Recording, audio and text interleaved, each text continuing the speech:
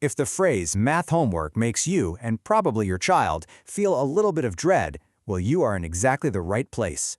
Today, we are going to talk about a simple idea that can completely change those frustrating nights into real moments of growth. So let's start with a scene that I'm sure is going to sound familiar to a lot of you. It's that moment, maybe just a few minutes into homework, when the focus just disappears. We call that the 5-minute wall. You know the drill, right? You get your child all set up, and almost immediately, the wiggling starts. Then come the questions about snacks. The pencil accidentally rolls off the table for what, the 5th time? If this sounds like your evening, I just want you to know you are not alone. This is so common. And here's a really key thing to remember. This isn't your kid trying to be difficult. It's just a fact of brain development. For a lot of kids, their actual capacity for deep focus on something tough is pretty short. We're talking about a brain that's still growing, not a lack of willpower. Okay, so what do we do about it? Well, we start by changing how we think about the problem. Instead of seeing a short attention span, we're going to start seeing an opportunity to build a skill. And we call that skill math stamina. The most important word there? Skill. Because skills can be taught, they can be trained. So what is it exactly? Math stamina is just what it sounds like. It's the ability to stick with a math problem for a little bit longer, even when it gets frustrating, without just giving up. It's really all about focus and persistence. And honestly, this is the best way to think about it. It's just like physical fitness. You wouldn't ask your kid to run a 5K on their first day of training, right? Of course not. You'd start with a short jog around the block. Math stamina is the exact same thing. We're just training the brain's focus muscle with short, consistent workouts. Okay, so the theory is great, but how do we actually put this into action? Let's get into a super simple game plan you can literally start using tonight. No complicated stuff, just 3 practical steps. Here it is, the big 3. First, you've got to create a focus zone. That means clearing the space of everything except the homework. No phones buzzing, no TV on in the background.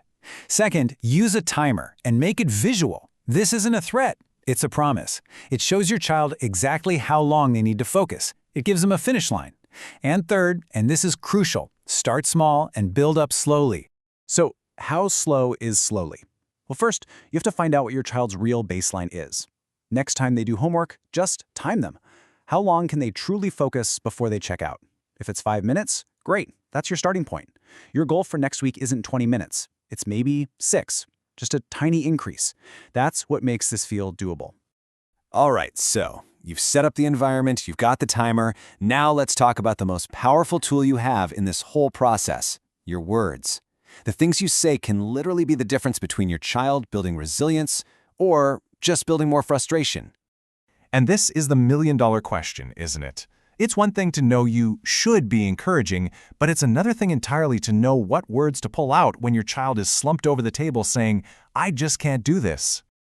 Okay, this phrase right here, this is pure gold. It does a few things perfectly. First, it validates their feelings. That looks tricky. You're telling them you see that it's hard. Second, it doesn't just give them the answer. And third, it empowers them by asking them to find just one small step. It encourages what's called productive struggle. And that's where the real learning magic happens. The big takeaway with all of these phrases is that you're shifting the focus from the right answer to the process. And honestly, the most important change you can make is to praise the effort. Saying something like, "Wow, you stuck with that problem for 5 whole minutes? That's real stamina," is so much more powerful than just saying, "Good job," when they finally get it right. You are celebrating the stamina itself. So, let's zoom out for a second. What's the big picture win here? By putting this little routine in place, you are doing so much more than just getting through tonight's homework.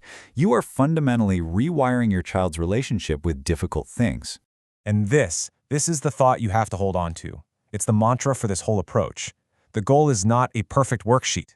The goal is just a little more focus, a tiny bit more persistence than last week. That's it. This removes all that pressure for perfection. The real win isn't getting 100%. The real win is seeing your child stick with a problem for just 1 minute longer than they could before. So I'm going to leave you with this question to think about. What if this one small shift from fighting over answers to working together to build stamina could change everything about how your child sees math? You're not just teaching them long division. You're teaching them how to focus, how to push through challenges, and how to see themselves as someone who can do hard things. And that's a lesson that's going to last them a lifetime.